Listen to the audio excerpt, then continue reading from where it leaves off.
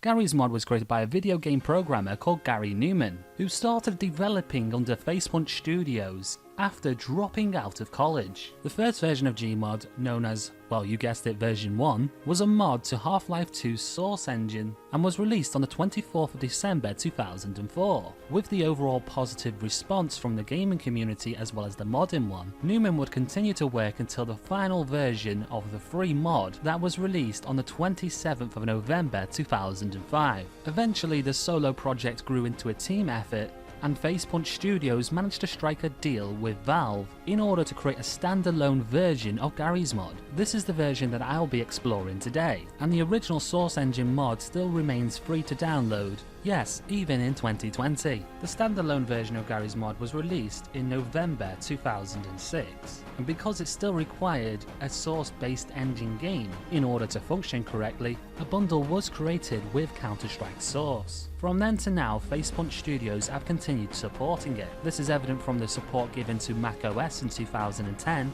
full body motion support added in 2012, and also in June of 2013 support for Linux. Games such as Counter-Strike, Team Fortress, Half-Life 2 were very important to make this game what it is. But that's definitely not to say it's not without some merit. Its gameplay and creative freedom is something that definitely helps it grow in popularity, even when we're talking about days gone, like in 2005.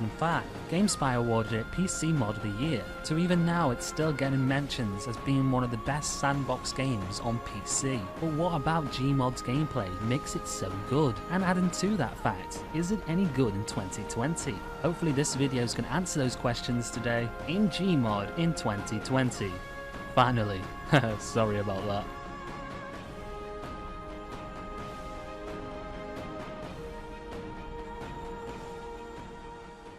So first off, let's talk about what the game actually is. Gmod is a physics-based sandbox game, and its game mode has no set objectives. It takes assets from the aforementioned games, Half-Life 2, Team Fortress 2, and also Counter-Strike Source. You can spawn NPCs, non-playable characters, that are interactive. Characters such as the Carbine from Half-Life 2, Rebels and also storyline characters, and the ability to manipulate them through ragdoll. But it doesn't just stop there. With a great variety of vehicles, weapons, and environmental props that can all be spawned in at the player's will. The player can pick them up, rotate, freeze in place, or when using the physics gun, and can even alter the facial expressions of ragdolls using a multi-purpose tool. But wait, we're not even done. You can even do world edits in Gmod, creating collisions and barriers for players and NPCs, advanced rule sets for servers, and basically the limiting factor is your own imagination. I couldn't possibly say all the things that you can do in the sandbox alone. It's all about creative freedom, and the game really does deliver, and that's even before we get to multiplayer, where the strength of variety and diversity really does shine. You can really see this from the collection of unique servers, unique populated servers may I say, with certainly no alienation for the community. My visit in 2020, I went across a lot of different types of servers, and the gameplay during the video is from my time in roleplay servers, as well as Death Run, but honestly that is only scratching the surface. Even more so when you start to consider the Steam Workshop and all the maps and downloadable stuff that you can get there. For the most part, my visit in 2020 was focusing on the more popular servers, the ones that seem to have the highest player counts, of which some servers can populate up to 200 at least. It was incredibly easy to find those servers as well, not only because it's very easy to navigate the menus, but because there is a considerable amount of players playing this still in 2020. Now obviously numbers have been boosted recently because the world going on quarantine, but fudge me, there are so many people playing this game, with or without quarantine. As of the 11th of May, in the past 30 days, we have a peak player count of 58,165. Damn, that's a pretty high number. This is made even more impressive in terms of popularity, considering that its best of all time was 73,000. It definitely remains in favour and is a golden game because of it to the community. Now the greatest point I think about Gmod is how weird the community is. No, I'm joking. Well, there are some weirdos. Is the diversity and creative freedom. that I've literally like banged on about all this video, but that's for good reason. There is something for everyone. Like for instance, I found out that I'm not much of a role player. That really isn't my kind of thing, but I really do enjoy the death run. Also, it's got to be said that the requirements of entry for this game are really not that bad. Really not that bad for the price that you're paying for the game, and really not that bad for the system demand. Well, if you're not a numpty like my friend Saber, who does casually like spawns in a billion carbine, expects it to cause no technical issues, that will literally happen in any game, any low demanding game, no matter the system. But what I'm trying to say is that the system requirements to actually function properly in the game and do proper things aren't really that bad. I'll put system specs here.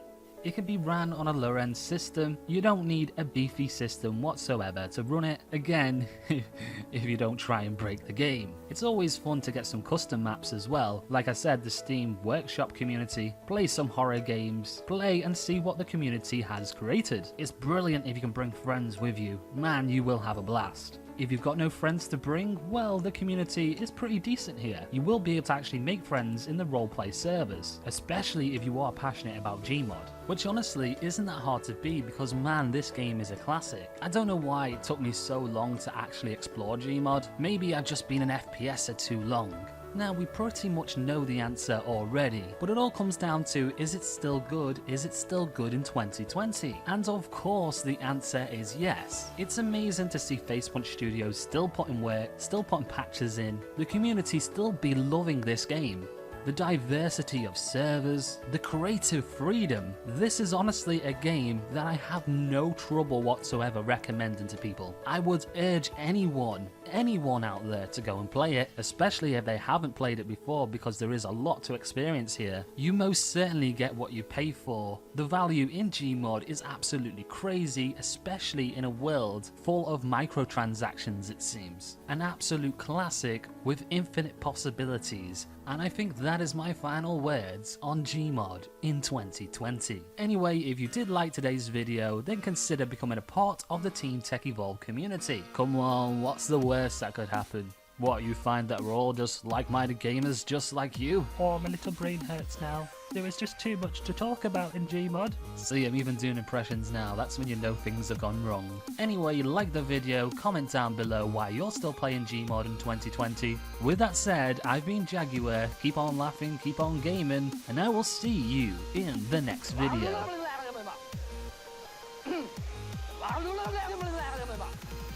Hãy subscribe cho kênh Ghiền Mì Gõ để không bỏ lỡ những